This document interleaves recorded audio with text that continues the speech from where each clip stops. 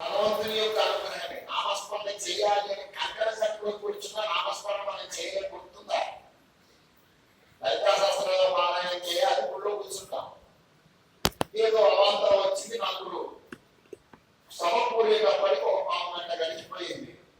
ఏదైతున్నది ఇంటికి పోవాలి, ఇవాళ సహస్రనామ పారాయణం అయినట్లేదు, 2 భజనలు చెప్పుకొని వెళ్ళిపోదాం అనుకుంటాం. నామస్మరణ చేయడానికి భగవంతుడు కూడా మనకు అనుజ్ఞ ఇయ్యేటటువంటి పరిస్థితి ఒకటి వస్తూ ఉంటుంది. గుడికి రావాలనే ఉంటుంది, గుడికి వెళ్ళిపోతాం అంటుందా, గుడికి వస్తూ ఉంటాం. కానీ ఏదో ఒక మాయ మనం ఆపేస్తూ ఉంటుంది. కనుక ఈ లోకం అనేటువంటిదే మాయ. అందులో గార్హస్థ్యంలో ఉన్నటువంటి వాడికి ఈ మాయ ప్రభావం ఎక్కువగా ఉంటుంది. అయితే గార్హస్థ్యంలో ఉన్నటువంటి వాడికి అవకాశాలు కూడా ఎక్కువే. బ్రహ్మచారిగా ఉన్నటువంటి వాడికి పెద్ద పెద్ద హోమాలు, యాగాలు అవి చేసేటువంటి అవకాశాలు లేవు. బ్రహ్మచర్యాన్ని అనుసరిస్తున్నటువంటి వాడికి అసలు బ్రహ్మచారి అనేటువంటి వాడికి పాత్ర పుణ్యంలో వదిలిరానంటారు శాస్త్రం ప్రకారం. ఇప్పుడే కూర్చొని చేసుకున్న వాళ్ళు ఏ విషయం కొంతమందితో కానీ తప్పనిసరి. వివాహం కాని వాడికి గర్భపురాణం లాంటివి వినండి. భార్య లేనటువంటి వాడికి, వివాహం కానటువంటి వాడికి శైలాధారాలు ఇవ్వకూడదనే ఉంటుంది శాస్త్రంలో. కనుక భార్య ఉండడం మూలాన ఇది వేరే మంచి పనైపోయి ఇంటికి పోవడానికి సాంబారు కందికోడి ఇవన్నీ వేసి పెడతా ఉంటారు. లౌకికమైనటువంటి అవకాశాలు దాంట్లో ఉంటాయి, కానీ వ్యాసులు అనుకుంటున్నాడు కథం కరోంచాశ్రమం ఏవం చింతయం తస్య దివ్య రూపిణి. ఎంత అనుకున్నా ఏమనుకున్నా శివోపి పర్వతే నిత్యం కామినీ పాశు సంయుతః సదా బంధన రూపంచ స్వేచ్ఛ సుఖ విధాయిని. పెళ్లి చేసుకుందామా, వ్యాసులు అనుకుంటూ ఉంటారు, పెళ్లి చేసుకుందామా, స్వేచ్ఛా సుఖ విధాయిని. నేను బయటికి వెళ్ళి వస్తా అట్లా అన్నాడు అనుకో, మళ్ళీ ఎప్పుడు వస్తాం? ఇంతసేపు వ్యాసుడికి ఎప్పుడు ఇష్టమైతే అప్పుడు బదరీ తీరానికి వెళ్ళినాడు, బదరీ క్షేత్రానికి అక్కడలో ఉన్నాడు, సరస్వతి నది తీరంలో కూర్చున్నాడు, ఎప్పుడు ఇష్టమైతే అప్పుడు పోయినాడు, ఇంటికి పోయినాడు, ఏదో ఒకటి తిన్నాడు, కూర్చున్నాడు. కానీ పెళ్లి చేసుకుంటే ప్రతిజ్ఞ చేస్తారు, ధర్మేచ అర్థేచ కావేచ త్రయేచ నావిచరి దవ్య ఆయన అడిగిన రాజ్యరామి అని అంటాడు. గొడవ ఉంటుంది కదా. కనుక సదా బంధన రూపాచ, గార్హస్థ్యం అనేటువంటిది ఎట్లాంటిది? బంధన రూపాచ. ఇప్పుడు ఎక్కడో తిరుగుతూ ఉంటాడు, గుళ్ళో ఉన్నాడప్పుడు తిరిగి ఫోన్ చేసి రాంగా వచ్చే గోవా బీజీ పట్టుకుంటున్నా, ఇప్పుడు 9:30 అవుతున్నది, షాపులు తీసుంటాయా? ఇంట్లో గోవా బీజీ తెలియదా? సదా బంధన రూపాచ, గార్హస్థ్య గృహస్థాశ్రమం అనేటువంటిది బంధన రూపాచ స్వేచ్ఛ సుఖ విధాయిని. వీడు ఒక్కడు లేచి హాయిగా సంచి చదువుకొని వాళ్ళ కాశీపోవడం అంటే బండికి కాశీపోయే పరిస్థితి ఉండదు. వెళ్ళిపోతున్నావు, కాశీకి పోతున్నాడు, మళ్ళీ ఎప్పుడు వస్తావు? 4 రోజులు ఏం చేస్తావు కాశీ. స్వేచ్ఛా సుఖ విధాయిని ఇలా నడుస్తూ ఉంటుంది. శివోపి పర్వతే నిత్యం కామిని పాశ సంయుతః. అమ్మవారు సగభాగం చేసుకుంది ఆయన. ఒక సగభాగం వస్తే సరిపోతుంది, ఇంకో సగభాగం కూడా రావాలి కదా. పరమేశ్వరుడు అంతటి వాడే వివాహానికి లోబడిపోయినాడు. కనుక ఏం చేసినా కూడా కథం కరోం గృహాశ్రమం. సంతానం కావాలని కోరుకున్నాను కానీ కొడుకుంటే బాగానే ఉంటుంది, మన గుంజుడు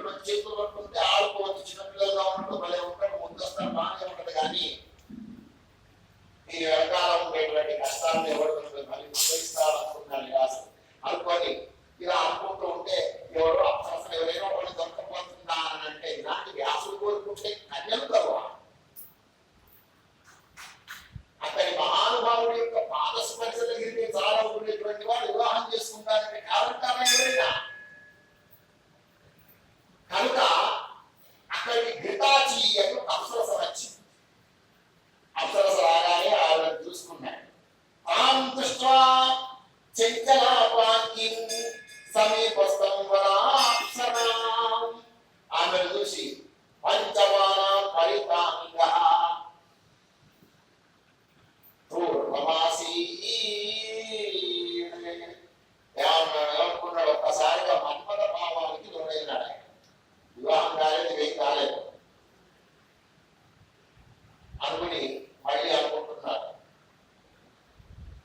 అంగీకారో యజ్ఞేనం పంచనార్థ విహారకం ధర్మస్య వ్రత ప్రాప్తే కామభావో దురాసదే. అందుకే శాస్త్రంలో చెప్తూ ఉంటారు,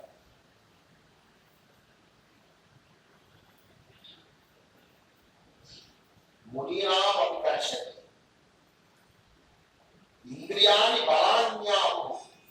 ఇంద్రియాలు ఎంత బలమైనవి ఏంటి అంటే మహానుభావులను కూడా మోహంలో పడవేస్తాయంట. మహానుభావులను కూడా మోహంలో పడవేస్తాయంట. అందుకని చూసి అనుకున్నాడు, అనుకోగానే మళ్ళీ జ్ఞానం వచ్చింది. సంగతంచ కథా ప్రోక్తం జ్ఞానం మోక్షణం తథా గృహస్థాశ్రమం గృహస్థాశ్రమ సంభూతం సుఖరం పుత్రకామదం. ఎక్కడైనా గృహస్థాశ్రమం మంచిదే. సంఘర్షణలో ఉన్నాడు వ్యాసభగవాన్. నిజమే, శంకరుడు కూడా వరం ఇచ్చాడు, కొడుకు పుడతాను. నీకు శంకరుడే వరం ఇచ్చిన తర్వాత ఇంకేం కావాలి కనుక, ఇంకేం కావాలి కనుక మన వాళ్ళంతా ఎప్పుడైనా సంతానం లేనటువంటి వాళ్ళంతా సంతాన పాశుపతిని శంకరుడికి అభిషేకం చేయిస్తారు. ఎంత మంచి మాటలు చూడండి. కాండాత్ కాండాత్ ప్రరోహంతి పరుషం పరుషం పరి దేవానో దూర్వే దేవా నహ దూర్వే ప్రతను సహస్రేణ శరీర తను అంటే శరీరం. ప్రభు విశ్వేశ్వర రామలింగేశ్వర కాండాత్ కాండాత్ ప్రరోహంతి. పూర్వయుగ్మాలు అదేమి ఫలాన్ని ఇచ్చి ఆ బీజాలన్నీ కూడా మట్టిలో పడి మళ్ళీ మొలకెత్తి అలాంటివి ఉండవు. దాన్ని ఒక బీజాంకురాన్ని తీసుకొచ్చి అక్కడ పడవేస్తాం అనుకోండి, ఒక ధ్రువాంకురాన్ని పడవేస్తే ఒక 4 రోజులు మీరు దాన్ని విడిచిపెడితే ఆ ప్రాంతం అంతా విస్తరిస్తుంది. పడేయడానికి విత్తాల్సిన అవసరం లేదు, నీళ్లు కొట్టి నీళ్లు వేయటం, ఇలా కట్టి దానికి ఏదో వేలాడి ఇవన్నీ అవసరం లేదు. కాండవ నుంచే ప్రరోహంకి తనకు తానుగా పెరుగుతూ ఉంటుంది. దుర్వైపు కనుక పరుషపరి ఎట్లాగా ఒకదాన్ని ఒకటి ఒడుసుకుంటూ పెరుగుతాయి. ఏవా ఇదే విధంగా మాకు ఏవానో దూర్వే, ఈ దూర్వాయుగ్మాలలాగా మాకు కూడా ప్రతలు మా శరీరం నుంచి సహస్రేణ శతేన చ వందలుగా వేరుగా మా వంశాభివృద్ధికి సంతానం కలుగును కాక అని దాన్ని సంపూర్ణీకరణం చేసి చెప్తారు మా వాళ్ళు. ఏదో పంతులు గారు ఇంత అభిషేకం చేస్తూ ఉన్నాడు, మనం ఏదో దాని మీద ఇంత ఆయన చెప్పేటువంటి ద్రవ్యాన్ని పూస్తూ ఉన్నాం అన్నట్టు కాదు. ఆ మంత్ర అర్థాన్ని తెలుసుకున్నట్లయితే ఎంత గొప్ప అర్థమో చూడండి. చాలా చిన్న మంత్రం. కాండా దేవానో దూర్వే ప్రతను సహస్రేణ శతేన వీళ్ళల్లో అయిపోతుంది చెప్పుకోండి. సంపూర్ణీకరణం చేసి చెప్తూ ఉంటారు ముద్రానికి. అంటే 130 పైచలకు రుచులకు పూర్వంలో ఉత్తరంలో దాని ముందు వెళ్ళిపోతారు. మరి అటువంటి శివుడు ఏ పాశుపతాలు ఏవి లేకుండా సంతానాన్ని అనుగ్రహించినాడు. ఎంతైనా గ్రంథరాష్ట్రం చాలా గొప్పది. సర్గదంతం జ్ఞానం మోక్షదంత సర్గాన్ని ఇస్తూ ఉంటుంది. జ్ఞానినంత మోక్షదం, జ్ఞానం ఉన్నటువంటి వాడికి మోక్షాన్ని కూడా ఇస్తూ ఉంటుంది. కానీ అది ఎప్పుడు ఎల్లప్పుడూ తోడుతుంది. యథా ఊర్వశి పశురాజా వరాభూత పూరవ. పూర్వవుడు పిచ్చివాడైనాడు భార్య కోసం. చాలా మంది అయినాడు కదా, మేము చెప్పుకుంటాం మనం రాముడి కన్నా. రాముడు కూడా ఎంతగా సంఘర్షణ పడ్డాడో అర్థమవుతుంది. పూర్వవుడు బాధపడ్డాడు కదా అని జనదేవుడు అడిగినాడు. కోసం పూర్వల రాజా కా పూర్వశి దేవకన్యక కథం కష్టంగా సంప్రాప్త దేవ రాజ్ఞా మహాత్మనా. ఏ విధంగా కష్టం వచ్చి వీరంతా చెప్పండి అయ్యా నేను వింటాను అని అంటే అప్పుడు చెప్పడం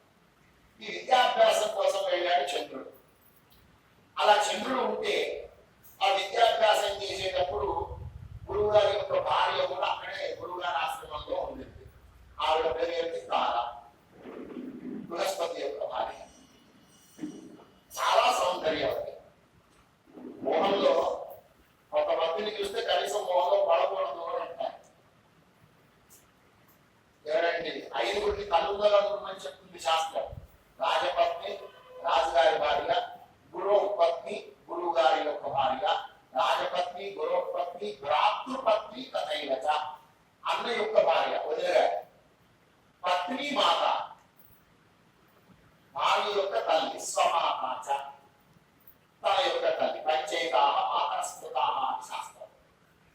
కానీ ఇక్కడ గురువు గారి భార్య చాలా సౌందర్యవతి, ఆవిడ మళ్ళీ కొసరి వీడు అన్నగాడు చంద్రుడు.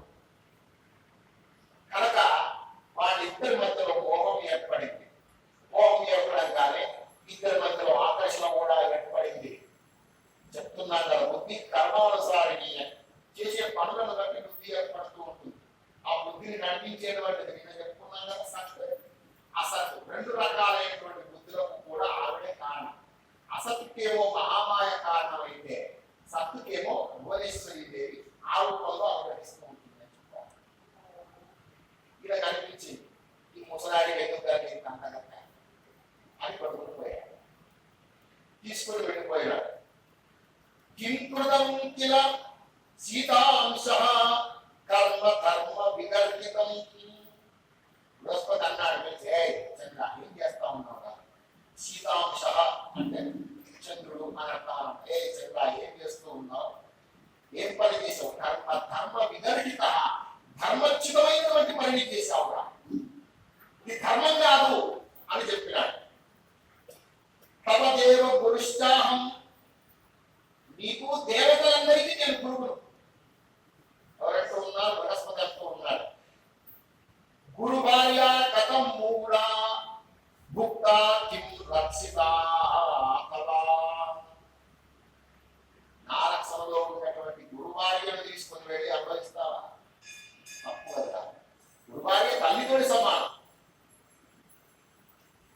బ్రహ్మ హే మహారీచ సురాపో గురుకల్పక మహాపాతకినో హ్యేతాః తత్సంగీత పంచమహ. 5 పంచమహాపాతకాల గురించి చెప్పాడు. ఈ పంచమహాపాతకాలు ఏమిటమ్మా అంటే, బ్రహ్మ ఒక బ్రాహ్మణి చంపివేయడం. చంపివేయడం అంటే మనం నిజంగా చంపుతున్నావా అని అనుకోవాల్సిన అవసరం లేదు. మనోవాక్కాయ కర్మల చేత ఎట్లా అనుకున్నావు అది మీరు చంపినట్టే లెక్క. చంపడం అంటే నిజంగా కత్తి తీసుకొని పోయి కపాలను పొడి చేసి సినిమాలో చంపాల్సిన అవసరం ఏది లేదు. మనసులో ఈ అయ్యగారు అని అనుకున్నదా, మాటల చేత పక్కోడితో అన్నదా, నీకు హత్యా సంభవమైనటువంటి పాలన దొరికినట్టే, అలా అనుమానం లేదు కదా. మానసికంగా చేసినా కూడా చనిపోతూ ఉంటుంది కదా. నైవేద్యం భావయామి అంటే నైవేద్యం ఇచ్చినట్టు అన్నవారు నేను చెప్తూ ఉంటాం. కార్తీకాయ గంధం కల్పయామి, తీసే కన్నం విగ్రహానికి ఉపయోగం. మానసికమైనటువంటి భావన వల్ల కూడా ఇది జరుగుతూ ఉంటుంది. కొన్నిసార్లు వాచికమైనటువంటి దాని వల్ల కూడా జరుగుతూ ఉంటుంది. కనుక పొరపాటున కూడా అనుకోకూడదు. ఇంట్లో కోపం వస్తా ఉన్నది, పిల్లలు అల్లరి చేస్తారు. పిల్లలు చేసినప్పుడు పెద్దవాళ్ళు ప్రార్థన చేస్తారు. అల్లరి అల్లరి చేసినప్పుడు అంటే వీరికి తిరుగుతారు వాళ్ళు పట్టుకొని. ఎప్పుడు కూడా వాచికమైనటువంటి మాటలు ఎప్పుడు పలకకూడదు, ఆ పాపం సంభవిస్తుంది. అందుకని ఏమంటున్నాడు, బ్రహ్మ హే మహానీచ, బంగారాన్ని దొంగతనం చేయకూడదు. సురాప, మందు కొట్టకూడదు. గురు కల్పన, గురు భార్యని సేవించాలి.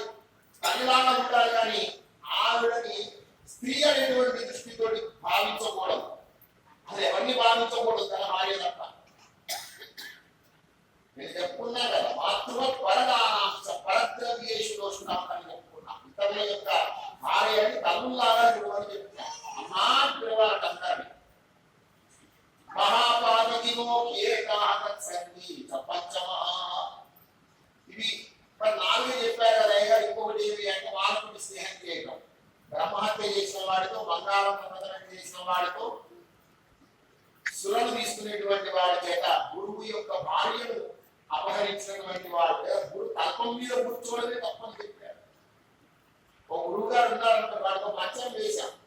అలాగే గురుగారు పక్కన ఆడితో కూర్చొని ముచ్చట్లు పెట్టకూడదు, టీవీ చూడకూడదు, వాట్సాప్ పనివచ్చు.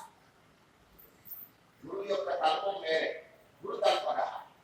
ఇవన్నీ కూడా పంచమహాపాతకాలు. కాబట్టి మహాపాతక యుక్త స్తంభురాచారోతి కల్పిత. నీవు మహాభయంకరమైన పాపాలు చేశావు రా చంద్ర, అక్కడ ఆ భార్య నాకు తెచ్చిచ్చే, ఇది ఎట్లా అయితే మంచిది అన్నాడు. చంద్రుడే తప్పదిలే ఆయన అన్నాడు.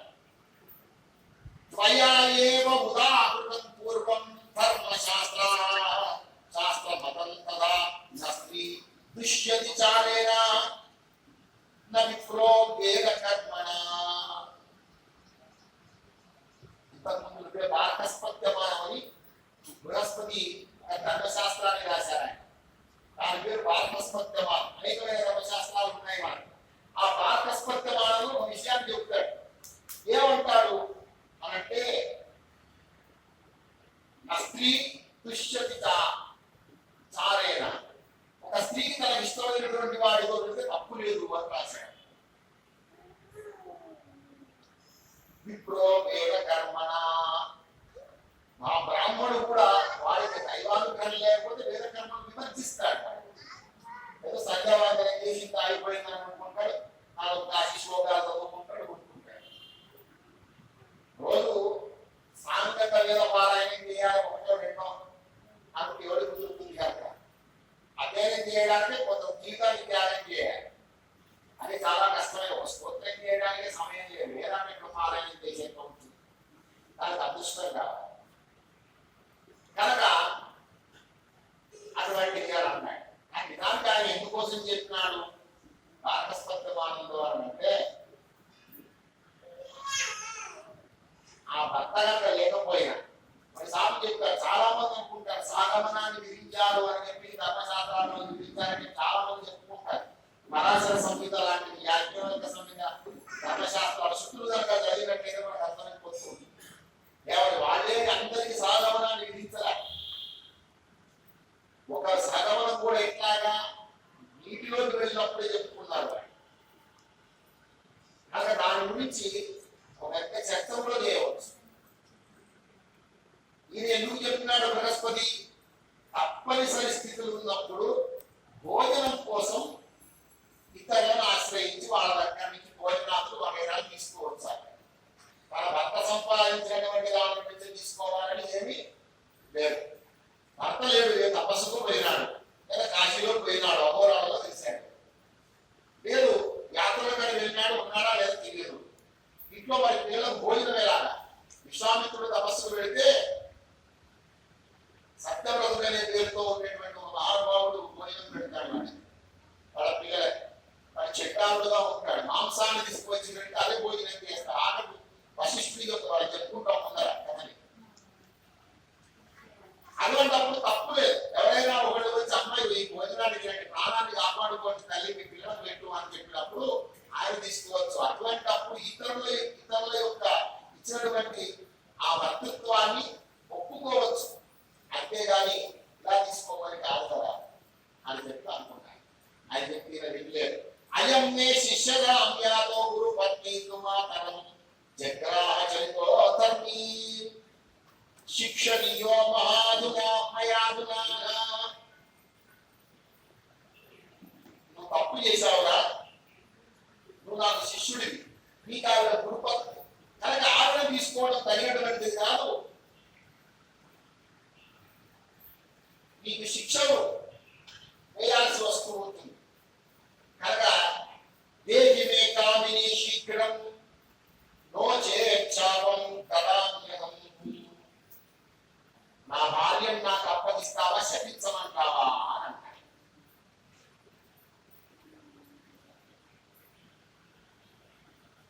అంటే ఈయనన్నాడు, నాకు తెలియదు అనుకుంటున్నావు ధర్మశాస్త్రం. కామార్థస్య తే శాపో నమాం బాధితుమర్హతి అన్నాడు. ఎవరు? చంద్రుడు. కామార్థుడైనటువంటి వాడికి వాడిచ్చేటువంటి శాపాలు ఫలించవడం. వాడికి ఎంత దైవానుగ్రహం ఉన్నా పర్వాలేదు. ఒక స్త్రీని అపహరిస్తూ ఉంటే ఆయన రావణాసుడికి ఇట్లాగే శాపం ఇచ్చాడు. ఎందుకు ఇచ్చాడు వాడు అంటే, అదే స్త్రీని వీడు కామిస్తున్నాడు. వీడు కామిస్తూ ఉన్నాడు కానీ వాడు శాపం ఇస్తే రావణాసుడికి శాపం తగ్గదా? ఎందుకు? వీడు కాముకుడై ఉన్నాడు ఆమె మీద. కనుక కామార్థస్య. ఇప్పుడు గురువు ఏం చెప్తూ ఉన్నాడు? నువ్వు కూడా ఆమె కోరుకుంటూ ఉన్నావు. ఆమె నీ భార్య అనేటువంటి బుద్ధితో ఆమె కోరుకుంటూ ఉన్నావు, కామాతుడుగా ఉన్నావు. కనుక నీవిచ్చేటువంటి శాపం నేను పెద్ద ఎక్కలేదు, నీ శాపం నాకు నగదుకోమన్నాడు. నాహం తదే గురో కాంతాం యథేచ్ఛసి తథా గురు. ఓ బృహస్పతి, నీ భార్యనైతే నేను అప్పగించేది ఏం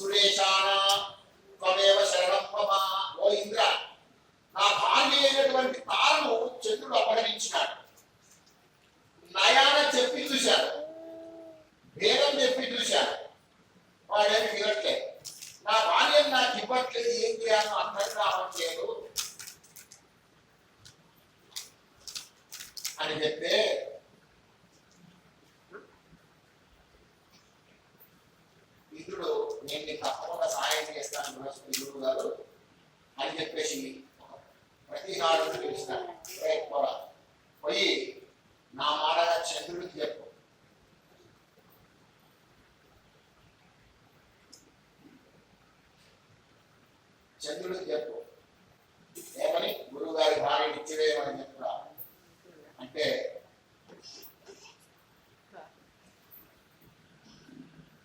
అక్కడికి వెళ్ళారు. ఆ ప్రతిహారి వెళ్ళినాడు. వెళ్ళి చంద్రుడిని పిలిచినాడు. ఇదిగో చంద్ర, ఇంద్రుడికి ఒక విషయం చెప్పు అన్నాడు. ధర్మజ్ఞోసి మహాభాగా నీతిం జానాసి సువ్రత అత్రి పితా తే ధర్మాత్మా న నిత్యం కర్తృమర్హసి. ఓ అత్రి కుమార, అత్రి కుమారుడు కదా ఎవరు? చంద్రుడు. ఓ అత్రి కుమార, ధర్మజ్ఞోసి, నీకు అన్ని ధర్మాలు తెలిసిన వాడు చంద్ర, నీకు నేను చెప్పాలా. మహాభాగా నీతిం జానాసి సువ్రత, ఏది నీతో, ఏది నీతి కానిదో, నీతి రహితమైనదో, ఏది ధర్మమో, ఏది అధర్మమో, ఇవన్నీ తెలిసినటువంటి వాడు సామాన్యుడు కాదయ్యా. అత్రి లాంటి అత్యంత గొప్పైనటువంటి మహానుభావుడికి జన్మించినటువంటి వాడు. భార్య రక్ష ధర్మాత్మాన నిత్యం కర్తుమర్హసి. ఇలాంటి ధర్మాత్ముడు ఇలా నలుగురు నోటి మీద వేలు వేసుకునేటువంటి, ముక్కు మీద వేలు వేసుకునేటువంటి పనులు చేస్తారా? చేయకూడదు. భార్య రక్ష సర్వభూతై యథాశక్తి అతంత్రితాత్మే కలహం కామం భవితానాత్ర సంశయ. ఇలాంటి వాడు పనుల భార్య కోసం ఇలా ఉంటాడా అని చెప్తే నాకన్నీ తెలుసులేవయ్యా. అందరూ పరోపదేశే కుశలా భవంతి బహవో జనాః. ఇతరులకు ఉపదేశం చేయడానికి చాలా మంది పండితులు ముందుకు వస్తారు. ఇంద్రుడు ఏం చేశాడో ఆయనకి తెలీదా? మీతోటి చెప్పి పంపిస్తున్నాడు ఆయన. గౌతమిని సరే, దానికి ఒక చారిత్రకమైన కారణం ఒకటి ఉన్నది, అది వేరే. రామాయణాన్ని చదివితే రామాయణానికి సంబంధించినటువంటి అంతర్గత విషయాల మీద పురాణాలు చదివితే మనకు అర్థమైపోతుంది. పార్వతీదేవి శపించింది దేవతలందరినీ, మీకు మీ భార్యల ద్వారా అంశంగా మీకు జన్మించే అవకాశం లేదని చెప్పించింది పార్వతీదేవి. ఎందుకు? పరమేశ్వరుడి ద్వారా సంతానాన్ని కుమారస్వామికి అనాలనుకున్నప్పుడు వాడు ఈ గర్భాన్ని ఏమైనా చేస్తాడు తారకాసురుడని ఆ వీర్యాన్ని తీసుకుపోయి వాళ్ళంతా కూడా అగ్నికి కలిగించి అక్కడి నుంచి ఆలుగుడు చేత కాపాడబడితే ఆయన చెప్పుకుంటూ అదంతా వేరే కట్టమల్ల. అందుకని పార్వతీదేవి కోపం వచ్చి దేవతలందరినీ చెప్పించింది, మీకు మీ భార్యల ద్వారా సంతానం కలిగే అవకాశం లేదు. వాళ్ళు పుట్టాలంటే ఎక్కడికి రావాలి? మళ్ళీ ఇక్కడికి రావాలి. బ్రహ్మదేవుడు చెప్తాడు, ఇంద్ర నువ్వు వాలిగా జన్మించు, సూర్య నీవు సూర్యుడిగా జన్మించు, పరమేశ్వర నీవు హనుమంగా జన్మించు అని ఇలా చెప్పన్నారు. వాళ్ళంతా వెళ్ళారు. ఆ సంతానం కోసం ఈ మాయోపాయాలు చేసినారు. దానివల్ల శాపాలు వచ్చి దాన్ని అనుభవించినారు. అది వేరే చేసినారు. కానీ చంద్రుడు ఇక్కడ ఏమంటున్నాడు? ఆ విషయాన్ని తీసుకొచ్చి చెప్తున్నారు. ఏమంటున్నారు? పరోపదేశే కుశలాః. చాలా మందికి తెలివి ఉంటుంది, ఏమని ఇతరులకు చెప్పడానికి ఉంటుంది, కానీ వాళ్ళనే తప్పు చేసినప్పుడు మాత్రం సమర్పించుకుంటారు. అబ్బాయి ఏం మనుషులు ఆయన. దుర్లభస్తు స్వయం కర్త ప్రాప్తే కర్మని సర్వదా. అటువంటి పనులు చేయడానికి వీడు మాత్రం ముందుకు పోకుండా ఉంటారా? పోయా, మీ ఇంద్రుడు పెద్ద చెప్పొచ్చాడు కానీ మాకు తెలియదు. మీ ఇంద్రుడు చెప్పాలి, మీ గురువు చెప్పాలి, మాకు తెలియదు. ఆ ఇతర అమ్మాయిలు ఉంచుకోకూడదు, ఇతర భార్య ఉంచుకోకూడదని అన్నాడు. ఇత్యుక్త శశనానంద ప్రియం ఇంద్రయా సర్వం వీడు వెళ్ళాడు. అక్కడికి వెళ్ళి చెప్పాడు, మరోపదేశే కుశలాః బహవః అన్నాడు స్వామి. పెద్ద మీ ఇంద్రుడు చెప్తున్నాడు, వాడేం చేశాడు గుర్తు తెచ్చుకోమని అన్నాడు స్వామి. అందుకని ఇక్కడ దాకా వచ్చి ఈ విషయాన్ని చెప్తూ ఉన్నాను. కానీ తర్వాత దేవుడు అతః ప్రభవ ఏవ ప్రమాణం, తర్వాత భగవంతుడైనటువంటి మీరే ఏదో ఒకటి నిర్ణయించుకోవాలి అని ఇంద్రుడితో చెప్పినాడు. ఎవరో ఆ ప్రతిహారి చెప్పగానే ఇంద్రుడు శక్రస్తు విగ్రహం కృత్వా గురుద్వేషాత్ అతిథ్యయోః మా తదస్వేదితం వాక్యభవాత్ శశినం ప్రతి సాహాయం తే కరిష్యామి మంత్రశక్త్యా మహామహేతి భవితా యది సంగ్రామస్తవ చేత్ చ ఇంద్రేణ మారిషాయ.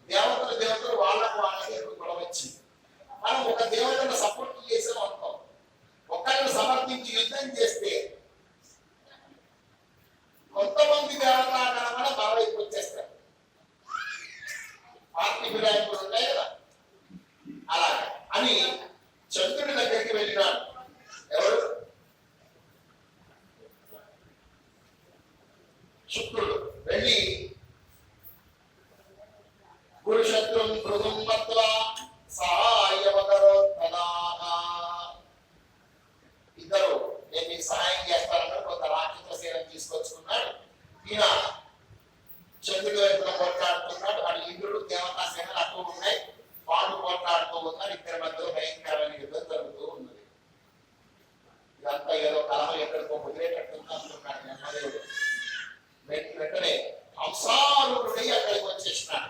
హంసారుడు జగామాశుతం దేశం క్లేశం సంసద క్లేశశాంతయే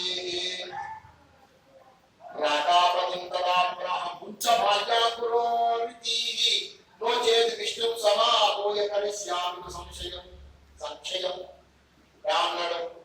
బ్రహ్మదేవుడు హంసారుడై వచ్చినాడు. ఆగండి అందరూ అన్నాడు. అందరూ యుద్ధాన్ని ఆపేశారు. చంద్రుడు పిలిచినాడు. చంద్ర అన్నాడు. ఏంటి? ఆవిడ గురువు యొక్క భార్య.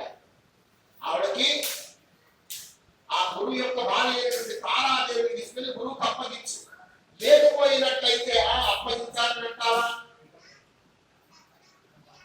అప్పగించాలంటే విష్ణుమూర్తిని పిలిచి నీకు ఏ శిక్షను విధింపజేయాలో ఆ శిక్షను విధిస్తానన్నాడు. చంద్రుడు చేసేది ఏం లేక, సరే మీరు పెద్దలు చెప్తున్నారు కనుక అప్పగిస్తానన్నాడు. అలా వెళ్ళినాడు. వెళ్ళి తారను తీసుకొచ్చినాడు, అప్పగించినాడు. గురువు కూడా చాలా ఆనందపడినటువంటి వాడు ఇంటికి తీసుకువెళ్ళినాడు. ఇంటికి తీసుకువెళ్ళి కొన్నాళ్ళు అయింది. ఆవిడ అప్పటికే గర్భవతిగా ఉంటుంది. ఆ గర్భవతిగా ఉన్నటువంటి అమ్మాయి ఒక పిల్లవాడికి జన్మనిచ్చింది. సుదినే శుభ నక్షత్రే తారాపతి సమం పునైః దృష్ట్వా పుత్రం పురుర్జాతం చకార విధిపూర్వకం. కొడుకు పుట్టాడు. వాడిని గర్వంగానే అందరూ ఇక్కడ బృహస్పతి గారు ఆయన ఏం చేశాడు? అబ్బా నా భార్య పుత్రుడిని పదవించింది అని చెప్పి చాలా సంతోషపడ్డటువంటి వాడు కూడా పంతులు వేయించాడు, భోజనాలు పెట్టాడు, జాతకర్మలు చేయించడానికి అన్నిటికీ ఉద్యుక్తుడైనాడు ఆయన. ఈ విషయాన్ని ఎవరు నా ఓటు వాడి చంద్రుడు వేసినాడు. ఇదిగో విన్నాను నీ దగ్గర తారాదేవి ఇప్పుడు సంతానం కలిగితే తనకు కలిగింది అనుకుంటున్నాడు. ఎవరు? బృహస్పతి. వాడు నిజానికి ఈ కుమారుని ఆలోచించు అని చెప్పారు. చెప్పగానే చంద్రుడు కూడా ఇది విన్నాడు. విని బృహస్పతి దగ్గరికి వెళ్ళాడు. మళ్ళీ ఏమంటున్నాడు? నచ అయం తవ పుత్రో అస్తి మమ వీర్య సముద్భవః. ఏ బృహస్పతి, బుద్ధిలో బృహస్పతి అంటారు కానీ ఇట్లా తయారయ్యారు. నచ అయం తవ పుత్రోస్తి, ఇతడు నీ కొడుకు అనుకుంటున్నావా? నీ కొడుకు కాదు. మరి ఎవరి కొడుకు? మమ వీర్య సముద్భవః, నా వల్ల జన్మించినటువంటి వాడు. నాకు నీ భార్య నా దగ్గర ఉన్నది కదా, ఆ విషయం మర్చిపోయా. కథేత్వం కృతవాన్ కామం జాతకర్మాదికం విధిం. మరి నా వల్ల జన్మించినటువంటి పిల్లవాడిని నువ్వెంత జాతకర్మలు చేస్తావు? ఇది ధర్మమా? కాదు కదా అని మాట్లాడినాడు. గొడవ మళ్ళీ మొదలైంది. మళ్ళీ కథ మొదటికి వచ్చింది. మళ్ళీ ఇటువైపు వచ్చేసారు. అటువైపు కొంతమంది అమ్మయ్యారు, ఇటువైపు కొంతమంది. గొడవ మొదలుపోతూ ఉంటే ఇలా కాదనుకొని బ్రహ్మదేవుడు అక్కడికి వచ్చాడు. సత్యం వద వద ప్రశాంతి ఆ అమ్మాయిని పిలిచినాడు. తారను పిలిచి, తార సందేహం తీర్చవలసిన దాన్ని నిజానికి నీవు ప్రసవించినటువంటి ఈ బిడ్డడు ఎవరి కుమారుడు నువ్వే చెప్పు. తమువాచ అసితాపాని లజ్జమానాప్యతోక్తి చంద్రస్యేతి శనైః తజ్జన శనైః అంతర్జగామవరవర్ణినీః. తలకాయ వచ్చుకొని సిగ్గులో మొగ్గవుతూ మాట ఏమని? చంద్రస్యైవ, చంద్రుడి కొడుకు బృహస్పతి కొడుకు కాదు అంటూ అనుకున్నప్పుడు ఉన్నది. మొదలుగానే బ్రహ్మదేవుడు ఏం చేశాడు? అరే చంద్రాన్ని కొడుకును తీసుకొని పోరా, బృహస్పతి కొన్ని భార్య తీసుకుని వెళ్ళిపో అని చెప్పేసి మొత్తానికి దాన్నంతా కూడా ప్రశాంతంగా అలా చేసినాడు. అలా పుట్టినటువంటి వాడికి చంద్రుడు పేరు పెట్టినాడు. బుధుడు అనేటువంటి పేరు పెట్టినటువంటి వాడే నవగ్రహాల్లో ఉంటాడు కదా. ఐశాన్య భాగంలో ఆయన బుధుడు అన్నమాట. కదా మనం కాశీఖండంలో కూడా విని ఉన్నాం కదా. ఐశాన్య భాగంలో బుధుడుగా ఆయన ఇచ్చాడు. ఐశాన్య భాగాన్ని ఆయన నవగ్రహాల్లో రావడానికి కాశీలోకి వెళ్ళి శివలింగాన్ని స్థాపించినాడు. బుధేశ్వరలింగం అనే పేరుతో తపస్సు చేసినాడు కాబట్టి ఆయన బుధుడుగా అక్కడ ఉన్నాడయ్యా అని చెప్పినాడు. చెప్పిన తర్వాత స్వామి బాగుంది కానీ ఇందులో పురుగు యొక్క విషయం రాలేదు కదా అన్నాడు. వల్ల అంటే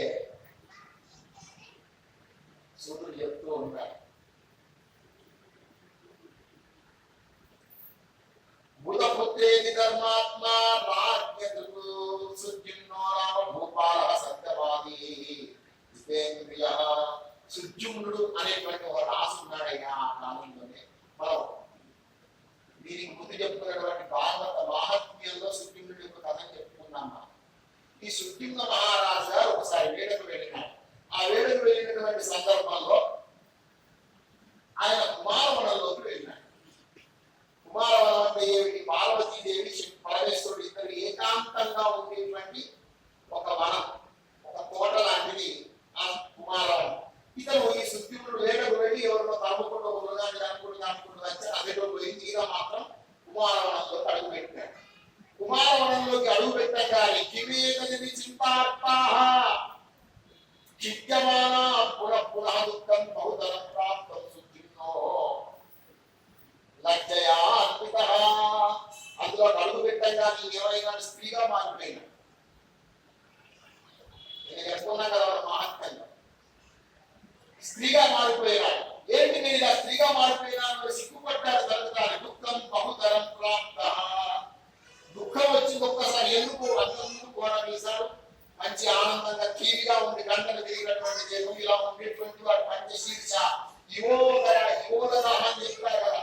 అలా బలవంతుడుగా ఉండేటువంటి మహారాజు గారు అత్యంత సౌందర్యవంతులైనటువంటి అమ్మాయిగా మారిపోయారని చూశాడు. కింకరోమి కథం యామి గృహం శ్రీభావ సంయుత. ఇప్పుడే అమ్మాయిగా మారిపోయి నేను రాజ్యసభకు వెళ్ళిపోతే నన్ను ఎవరైనా గుర్తుపడతారా? ఏం చేయాలి అని అర్థం కాక కథం రాజ్యం కలిశ్యామి వంచితో నేను ఎవరి వల్ల మోసగింపబడ్డాను. అందుకే ఈ తోటలోకి రాగానే నేను స్త్రీగా మారిపోయినాను అని భయపడుతూ ఉంటే అప్పుడు ఋషులు అడుగుతూ ఉన్నారు. సూత ఆశ్చర్య విధం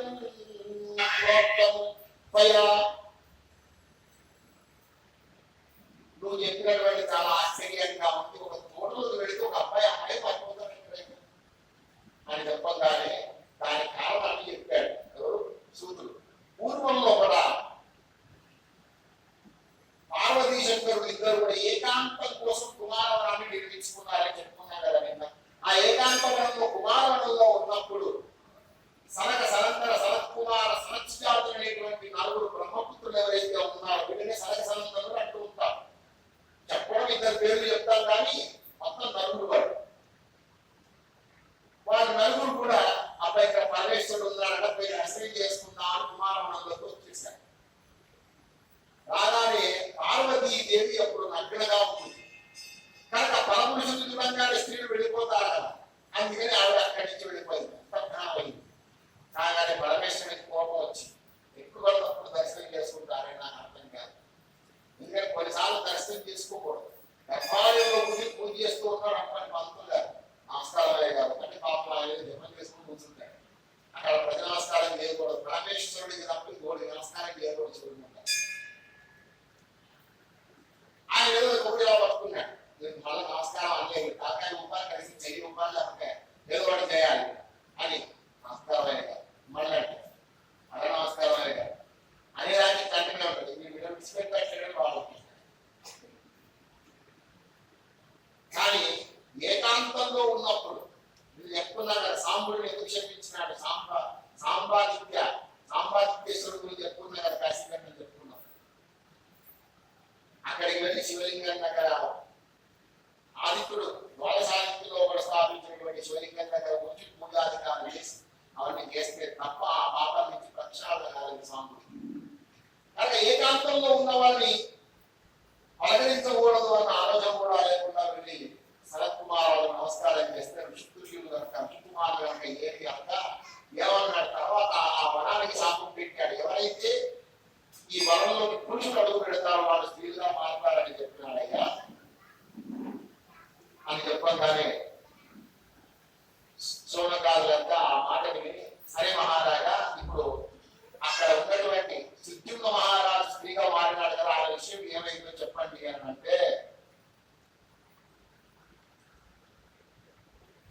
సుద్యుమ్నస్తుతజ్ఞాన ప్రవిస్తా సతివైస్సఖాః ఇలేకి నామ సంప్రాప్తం శ్రీపేతేన మహాత్మనా విచరంత్యత్ర సంప్రాప్తో బుధ సోమసుతో యువా స్త్రీ పరివృతం తాంతు దృష్ట్వా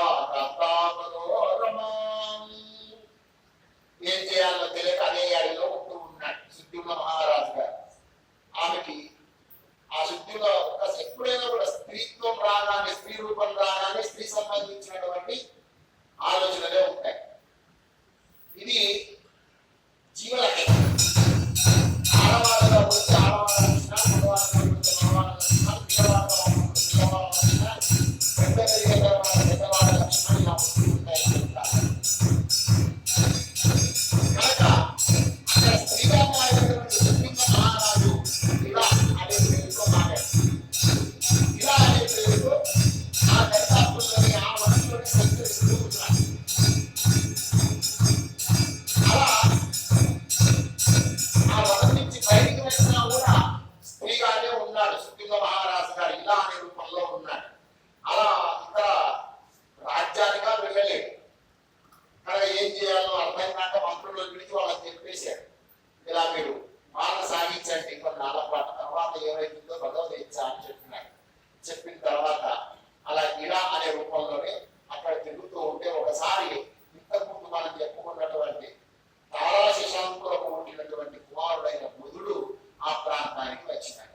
రాగానే ఈ ఇలను చూసినటువంటి వాడి కామించి ఆవిడకు ఆ విషయం చెప్పినాడు. చెప్పగానే స్త్రీవికి పరివృతంతాంతు దృష్ట్వా కాంతామనోరమాం సావిదం జగమేకాంతం బుధం సోమసుఖం పతి. ఆ ఇల రూపంలో ఉన్నప్పుడు స్త్రీ సంబంధమైన ఆవేశాలు వస్తాయి కదా. కనుక బుధుడి లాంటి సౌందర్యాన్ని సుందరుని చూడగానే ఆవిడ కూడా కామప్రకోపం చెందింది. ఎవరికి? ఇలా ఆవిడ కూడా కోరికలు కలిగినటువంటివై బుధుడిని భరించింది, వివాహం చేసుకున్నది. సంయోగాస్తత్ర సంజాతయో ప్రేమ పరస్పరం సదా ప్రియాం జనయామాస పూర్వసామాత్మజం. అక్కడ జన్మించినటువంటి వాడు పూర్వ మహారాజు గారు. ఎవరికి? సుద్యుమ్నుడు స్త్రీగా మారిన తర్వాత ఇలా అనే పేరుతో ఉంటే ఆ ఇలకు బుధుడికి జన్మించినటువంటి వాడు ఎవరు? పురూరవ చక్రవర్తి. ఇలా కొన్నాళ్ళు గడిచిన తర్వాత వశిష్ఠుడి దగ్గరికి వెళ్ళినాడు. వశిష్ఠుడి దగ్గరికి వెళ్ళి, అయ్యా నా పరిస్థితి ఏమిటి మహారాజా అని అడిగింది. ఇలాంటి ఎవరు? సుద్యుమ్నుడు గుర్తుపెట్టుకోండి. అడగగానే వశిష్ఠుడు ఏం చేసినాడు? పరమేశ్వరుడు ఈ వనానికి శాపాన్ని ఇచ్చినాడు కాబట్టి ఆయన చేయగలిగినటువంటి వాడు పరమేశ్వరుడు తప్ప ఇంకెవరు కాదు. ఆయన మాత్రమే ఏమైనా చేయగలని ఆలోచించినటువంటి వాడే ఏం చేసినాడు? పరమేశ్వరుణ్ణి ప్రార్థిస్తే మాసం పుంస్వం భవిత మాసం త్రీ భూపతి కిలాహ, నెలపాటు స్త్రీగా ఉంటాడు, నెలపాటు పురుషుడుగా ఉంటాడు అని చెప్పినాడు. చెప్పగానే ఆనందపడ్డటువంటి వాడే మొహరూపాన్ని ధరించినప్పుడు రాజ్యానికి వెళ్ళినాడు. కొడుకుని తీసుకువెళ్ళినాడు. ఎవరిని? గురువుని తీసుకువెళ్ళినాడు. గురి దారిలో వాడు వెళ్ళిపోయినాడు. గురువుని తీసుకొని వెళ్ళినాడు. అల్లారు ముందుగా పెంచుతున్నాడు. స్త్రీగా ఉన్నప్పుడు అంతఃపురంలోనే ఉంటూ ఉన్నాడు, పురుషుడిగా ఉన్నప్పుడు పరిపాలిస్తూ ఉన్నాడు. ఇలా కొన్నాళ్ళు జరిగింది. గురువుడు పెద్ద అయినాడు, ఎవ్వరస్తుడైనాడు, విద్యాభ్యాసాలు చేసినాడు. ఇవన్నీ జరిగిన తర్వాత ఏమనుకున్నాడు? ఎన్నాళ్ళు ఇలా బతుకుతాడు. కొన్నాళ్ళు ఆడగా కొన్నాళ్ళు మొగగా ఈ జీవితం మీద విరక్తి వచ్చింది. ఎవరికి? సుద్యుమ్న మహారాజు గారు. వశిష్ఠుడి దగ్గరికి వెళ్ళినాడు. వశిష్ఠుడి దగ్గరికి వెళ్ళినటువంటి వాడే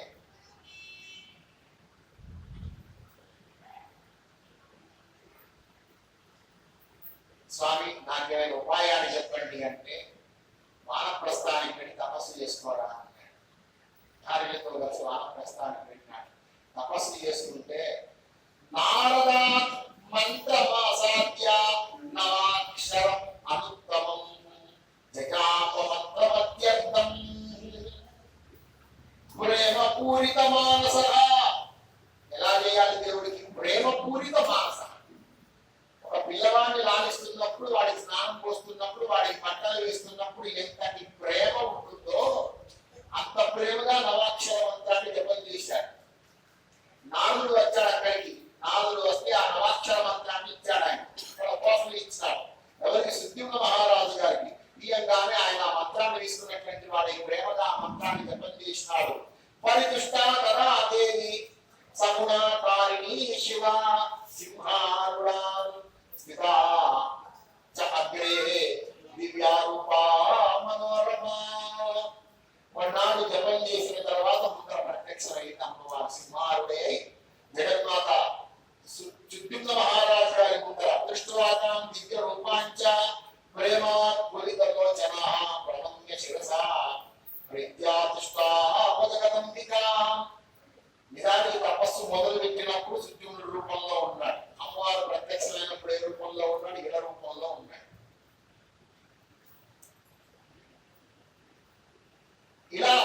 రూపంలో సుద్యుమ్నుడు ఉన్నప్పటికీ కూడా అమ్మవారికి జరిగిందంతా తెలుసుకున్నటువంటి జగన్మాత కాబట్టి ప్రత్యక్షమైంది.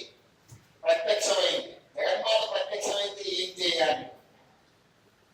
పోయి పండ్ల ముక్కలన్నీ కడిగేసి నోట్లో పెట్టాలి, అవునా? లేదా కాలు దొరకవచ్చుకొని ఒకటి ఉడికాలు ఒకటి పసుపు తేనె ఇవన్నీ రాయాలి, లేదా బొట్టు పెట్టాలి, మంగళహారం తెలియాలి, పని చేయాలి, ఆ చేతి తీసి ఎత్తులో పెట్టుకోవాలి కదా. దానికి భగవంతుడి దగ్గరికి వెళ్ళినప్పుడు ఏం చేయాలి? హాయిగా మనకు తెలిసినటువంటి స్తోత్రాన్ని పారాయణం చేయాలి. భగవంతుడి దగ్గరికి పోగాలి, మనకి ఏ కోరికలు ఉండకూడదు. నిత్య నైమిత్తిక ధాన్యాలలో కూడా అన్నింటిలో కూడా స్తోత్రమే ప్రధానం. ధ్యానం అత్యంత ముఖ్యమైనది. అందులో మీరు లలితాశాస్త్రం పారాయణం చేస్తారనుకోండి, ముందు ధ్యానం ఉంటుంది కదా, అరుణాకరణ ఉంటుంది కదా, దాంట్లో దేనికైనా ఒక ధ్యానం ఉంటుంది కనుక అది పారాయణం చేయాలి. ఇలకు అమ్మవారిని చూడంగానే వెంటనే ఏం చేసింది? ఆవిడ స్తోత్రం చేయడం మొదలుపెట్టింది. దివ్యంచకే భగవతి ప్రార్థితం స్వరూపం దృష్టం మయా సకలోకహితానురూపం వందే త్వదంగ్రి కమలం సురసంగ సేవ్యం కామప్రదం జననీ జనని చా విముక్తదం చ కోవేత్తి తేం బభుమి మధ్య కనునికామం ముఖ్యంతి యత్ర మునయశ్చ సురాశ్చ సర్వే ఐశ్వర్యమేతదఖిలం కృపణేతయాం చ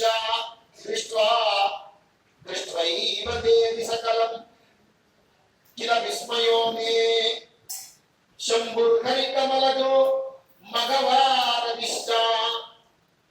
అమ్మా జగన్మాత దివ్యంచ భగవతి ప్రతితం స్వరూపం, నీ రూపం అనేటువంటిది చాలా గొప్పదైనటువంటిదమ్మా. దృష్టమయా సకలలోక హితాను రూపం, అన్ని లోకాలకు మేలు చేయగలిగినటువంటిది. అఖిలాండ కోటి బ్రహ్మాండ నాయకుడి అన్ని లోకాలకు మేలు చేయగలిగినటువంటి నీ రూపాన్ని నేను చూసినానమ్మా. వందే తరంగి కమలం. అమ్మవారు దేనికి నమస్కారం చేయాలి? ఆవిడ పాదాలకు నమస్కారం చేయాలి. కమలాల వంటి నీ యొక్క పాదాలకు నమస్కారం తల్లి. కామప్రదం జనని చాపి విముక్తదం చ. ఎందుకు? పాదాలను పట్టుకున్నట్లయితేనే కావలసినటువంటి కామితాలను ఇస్తున్నాయి, మోక్షాలను కూడా ఇస్తూ ఉంటాయి. శంకరులు రాసినారు కదా, అమ్మా ఇతర దేవతలందరూ అభయహస్తాలు పట్టుకుంటారు, వరదహస్తాలు పట్టుకుంటారు. నీవేమో ఇవన్నీ లేకుండా ఉన్నావు అన్నాడు సౌందర్య లహరిలో కూడా. కానీ చరణాలేమో నిపుణులు అంటాడు చివరిలో కూడా. నీ యొక్క పాదాలే నిపుణులు. ఎందుకు? అవే రెట్లు ఇస్తాయి. ఇతర దేవతలందరూ ఒకటి అభయహస్తం పట్టుకుని ఉంటారు చూడండి. ఎవరైనా దేవతలందరూ అభయహస్తం ఉంటుంది, ఇంకొకటి వరదహస్తం ఉంటుంది. ఇలాగా చేతులు పట్టుకొని ఇలా చేతికి కిందికి ఇలా వేసుకుంటూ వరదహస్తం ఉంటుంది. వదన్యపానిభ్యాం అభయవరదో దైవన గణః త్వమేకా నైవాసి ప్రకటిత వరాభీత్య వినయ. చక్కని చెప్తారు సౌందర్య లహరిలో. అమ్మ ఇతర దేవతలందరూ ఒకళ్ళు అభయముద్రను పడుతూ ఉన్నారు, ఒకళ్ళు వరముద్రను పడుతూ ఉన్నారు. అభయవరదో దైవత గణః త్వమేకా నైవాసి ప్రకటిత విభవ. మీరు మాత్రం ఏ అభయముద్ర లేదు, ఏమీ లేదు. ఎందుకు లేదంటే ఇక్కడ పార్వతి కూడా చూస్తే లేదా ఆయన అట్లా అంటా ఉంటారంటే ఆయన ఎవరిని చూసి చెప్తున్నారు? మీరు ప్రార్థన చేసేటువంటి లలితాత్రిపుర సుందరి ఉన్నది కదా, ఆవిడ ధ్యానం చదవండి. ఆవిడకి ఎన్ని చేతులు ఉన్నాయి? 4 ఉన్నాయి. అరుణాం కరుణాతరంగితాక్షి ధృత పాశ అంకుశ పుష్పబాణ చాప. 4 చేతులు 4 ఇటుకలు ఎందుకు చెప్పాలి? ఇంకా ఆవిడ అభయముద్ర ఎక్కడ ఉంటుంది? వరముద్ర ఎక్కడ ఉంటుంది? అవి ఏమి ఇస్తాయి?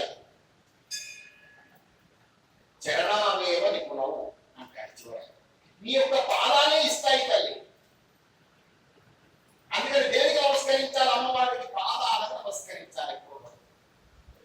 కనుక అమ్మా వందే పదంగికమలం సురసంగ సేవ్యం కామప్రదం జనని చాపి విముక్తదం చ. ఇట్లాగా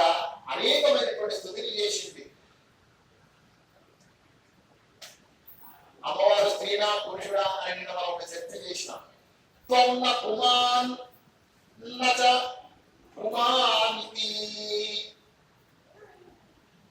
త్వన్న అపుమాన్నచ పుమానితి మే వికల్పో వా వాసిదేవి సుగుణ సగుణ నన్ను నిర్గుణవా. అమ్మా నీవు అపుమాన్ అంటే స్త్రీవా, పుమాన్ అంటే పురుషుడిగా ఏమి తెలుసుకోలేదు. కొన్నిసార్లు ముద్రాన్ని చెప్తూ ఉంటాడు శివాం కురు అని స్త్రీగా చెప్పుకోతూ ఉంటాడు. శివం అని కదా చెప్పాల్సింది, శివాం అని చెప్తూ ఉంటాడు కొన్ని చోట్ల. ప్రతి మంత్రంలోనూ మళ్ళీ ఆవిడ ముద్ర కనిపిస్తూ ఉంటుంది ఎక్కడ చూసినా. పుమాన్ నచ అపుమా, నువ్వు స్త్రీవి కాదు పురుషుడివి కాదు. వికల్పోయా కాపి దేవి సగుణా నన్ను నిర్గుణావా. నీ యొక్క రూపం ఏదని చెప్పరు. బాలగా నీకు అనుష్ఠిస్తావా అనుకుంటే బాలకు ఒక ధ్యానం ఉంటుంది. మహిళాసుల మర్దిని మాట ఆవిడకు ఒక ధ్యానం ఉంటుంది. శతాక్షివ ఆవిడకు ఒక ధ్యానం ఉంటుంది. లక్ష్మివా ఆవిడకు ఒక ధ్యానం. సరస్వతి మాతవా ఆవిడకు ఒక ధ్యానం ఉంటూ ఉంటుంది. ఇన్ని రూపాలు ఉన్నాయి కదా తల్లి నీకు. కనుక అమ్మ ఏమని అనుకోవాలి? పరితుష్టాదరౌ దేవి తత్ర సాహిత్యమాత్మని శుద్ధిం నస్తద ప్రాపహపదం పరమతం పితాం. ఇలా స్తోత్రం చేసిన తర్వాత అడిగారు. అమ్మ అడిగింది ఏం కావాలయ్యా అని అంటే, నాకు సాహిత్యాన్ని అమ్మ అని కోరుకున్నాడు. కోరుకోగానే జగదంబ సరేనాయన అని అనుగ్రహించినటువంటిది అక్కడి నుంచి అంతర్ధానమైంది. తర్వాత ఆయన నుంచి ఒక దివ్యమైనటువంటి జ్యోతి చేసి వెళ్ళి అమ్మవారి లోపల లీనమైంది. జగదంబ విశ్వపాలిని మాతాకి. ఆయనంత సిద్ధిముడు వెళ్ళిపోయిన తర్వాత సుద్ధిన్నోదు దివం యాదో రాజ్యం చక్రే పురూరవః ప్రతిష్ఠానకుడే రమ్యే రాజ్యం సర్వమస్కృతం చకార సర్వధర్మజ్ఞ ప్రజ్ఞారక్షణాతత్పరః ప్రజారక్షణతత్పరః. ప్రతిష్టానపురంలో కూడా సుద్యుమ్న మహారాజు గారు దివంగతుడైపోయిన తర్వాత ఆయన కుమారుడైనటువంటి పురూరవుడు, బుధుడికి ఇలాగా సుద్యుమ్నుడు ఉన్నప్పుడు జన్మించినటువంటి పురూరవుడు ఉన్నాడు కదా, ఆయన రాజుగా మారిపోయినాడు. అలా మారిపోయినటువంటి వాడు ఆయన ప్రజాసంగా పరిపాలన చేస్తూ ఉన్నా. అలా పరిపాలన చేస్తున్నటువంటి సమయంలో ఆయన ఒకసారి ఊర్వశిని చూసినాడు. ఊర్వశి యొక్క రూప సంపన్నాల గురించి అంతకుముందే విని ఉన్నాడు. ఆయన విని ఉన్నందువలన ఊర్వశిని కోరుకుంటున్నాడు. శాపవశాత్తు సూర్యుడి యొక్క శాపం వలన ఊర్వశి కూడా భూమి మీద పుట్టి కొన్నాళ్ళు గడపవలసి వచ్చింది. అందువల్ల ఊర్వశి కూడా ఈ లోకానికి వచ్చింది. రాగానే ఊర్వశిని చూసినాడు. గుడినంతు నృపం సమాధిని. ఆవిడ కూడా ఇతను చూసింది. శుద్ధ్వా పూర్వతి వశీభూత చకమేతం నరాధిపం. ఊర్వ చక్రవర్తికి ఊర్వశి మీద అనురాగం కలిగింది. ఊర్వశి కూడా మానవ రూపంలో ఇక్కడికి వచ్చిన తర్వాత ఆవిడ మీద ఇతనికి అనురాగం కలిగింది. ఇద్దరు వివాహాన్ని చేసుకున్నారు. చేసుకునే ముందు ఆవిడ ఒక 3 రోజులు పెట్టింది. 3 నియమాలు పెట్టింది సిద్ధిముల మహారాజు గారు కుమారుడైనటువంటి పురూరవుడికి. ఏమంది? పురూరవ మహారాజా, ఒక 3 విషయాలు చెప్తాను మీకు.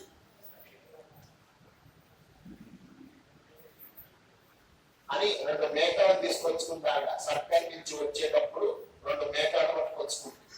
ఆ మేకలను రెండింటిని చూపించి చెప్తూ ఉంటుంది. పురాణకౌరాజన్ అన్యస్తౌ రక్షస్వమానదా. ఈ 2 మేకలని నువ్వు ఎప్పుడు రక్షిస్తూ ఉండాలి. ఈ మేకలు నీ దగ్గర నుంచి వెళ్ళిపోయాయి అనుకో, నేను కూడా ఇక్కడి నుంచి పోతా. ఇది మొదటి నియమం. రెండవది, మృతం మే భక్షణం నిత్యం నాణ్యత్ కించన్ నృపాశనం. నేను నువ్వు ఏది తింటే నేను అది తినా. నువ్వు రాజభోజనం తింటావు రోజు, నేను మాత్రం రోజు ఇంత నెయ్యి తాగుతా. 1 లోటెడు నెయ్యి పొద్దున, 1 లోటెడు నెయ్యి సాయంత్రం ఇస్తే చాలు నాకు. ఇది తప్ప నేనేమి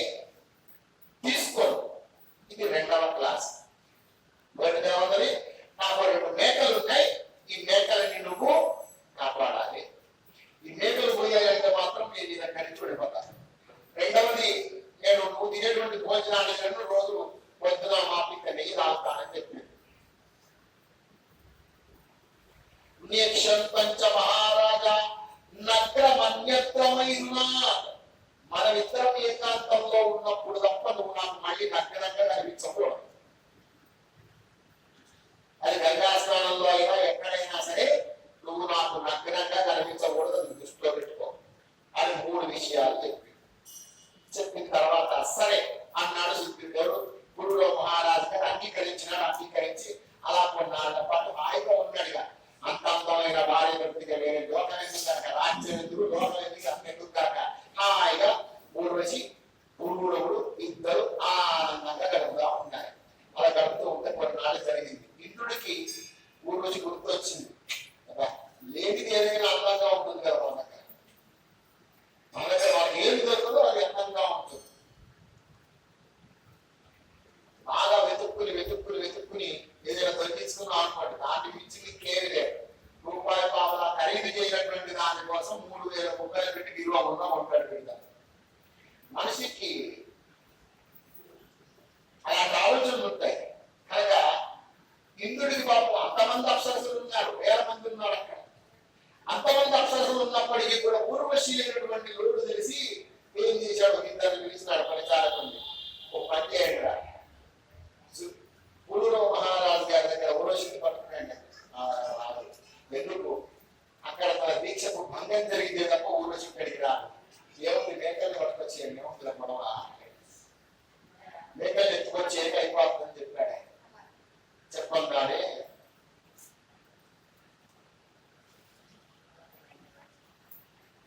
ఏం చేసినారు, వాళ్ళిద్దరు అక్కడికి వెళ్ళారు. వెళ్ళి వీళ్ళిద్దరు లోపల ఏకాంతంలో ఉన్నారు. ఎవరు? పురూరవుడు ఊర్వశి నక్కరంగా లోపల ఏకాంతంలో ఉన్నారు. బయట ఆ మేకలు కట్టేసి ఆ మేకలు పట్టుకున్నారు. ఎవరు? ఇంద్ర సేవకుడు పట్టుకున్నటువంటి వాడే దాన్ని పట్టుకుని పోతూ ఉంటే అది మాట్లాడట్లే మేకలు. గొర్రెలు కదా, ఎందుకు తీసుకుపోతే తీసుకుపోతాయి. గొర్రెలకు ఆ లక్షణం ఉంటుంది. ఎవరినైనా ఏంటంటే తీసుకుపోవాలంటే వాళ్ళకి గొర్రెలను ఆమార్చిన తర్వాత వేరే తీసుకుపోగలుగుతారు. అంతే కదా. కనుక తెలియాలి కొన్ని విషయాలు కనుక ఆ మాట కనుక ఆ గొర్రెలు తీసుకోపోతూ ఉంటే గొర్రెలు తీసుకుపోయే విషయం పురుగులు తెలియాలి కదా. అందుకని ఏం చేశాడు, దాని చెవులు ఒకటి ఇట్లా అని ఒకసారి అనగానే ఒక్కసారిగా శబ్దాన్ని విన్నాడు. ఏమైంది అని వీడియో చూశాడు. వాడు ఆ ఇద్దరు పట్టుకొని కొడుతూ ఉన్నారు.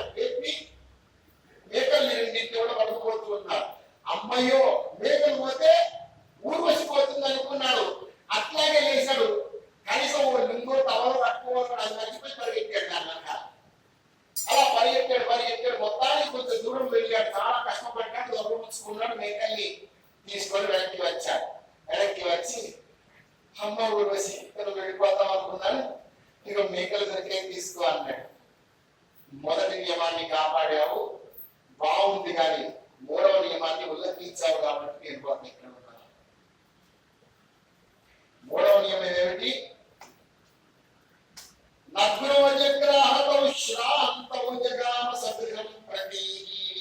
నగ్గరంగానే ఆ మేకలు పట్టుకున్నాడు, తీసుకొచ్చాడు. వాడికి అదే లక్షణం తప్ప ఉడిసి మీద కోరుకోకుండా లేదా అన్న స్పృహ లేదు ఊర్వశి. ఎందుకు? ఊర్వశి పడుతుంది గొడవది. ఊర్వశి పోయినట్టయితే వీడు పిచ్చిపోడైపోతాడు.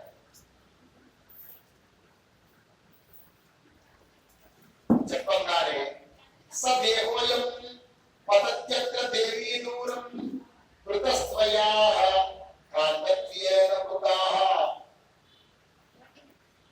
ఏవం వ్యవమానందం రాజానం ప్రాచూర్వశీహి. నేను వెళ్ళిపోతాను అని అంటే ఏం చేయాలో అర్థం కాదు కూడా ఏడుస్తూ ఉంటాడు. ఏడుస్తూ ఉన్నాడు. ఊర్వశి ఓబాకంగా ఏడుస్తూ ఉన్నాడు. పురుడు ఏడుస్తూ ఉంటే మూర్ఖోసి నృపశాతుల జ్ఞానం పుత్రగతం సభ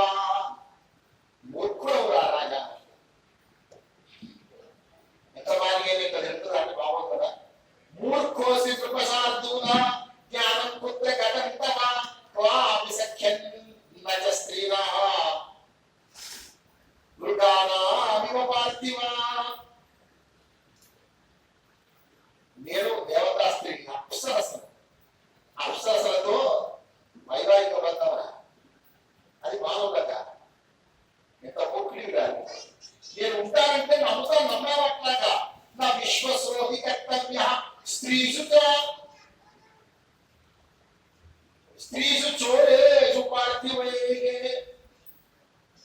ఇద్దరిని నమ్మకూడదు రాజు. ఒకటి దొంగని నమ్మకూడదు, రెండోది ఆడవాళ్ళని నమ్మకూడదు. నువ్వు నమ్మేవాడి కర్మ. గృహంగచ్చ సుఖం భూక్ష్వ మా విషాదే వనకృతః. ఏలే ఏదాలు ఇక్కడికి అయిపోయింది, అయిపోయింది, ఇంటికి పోయి మంచిగా హాయిగా భోజనం చేసి హాయిగా పడుకొని నిద్రపో. గృహంగచ్చ ఇంటికి వెళ్ళు. సుఖం భుక్ష్వ మంచి సాంబారు, అల్లం చట్నీ, ఐదు గారెలు అటులో పోని ఇవన్నీ వేసి ఉంటారు. హాయిగా తిను, తిని హాయిగా పడుకో. పడుకొని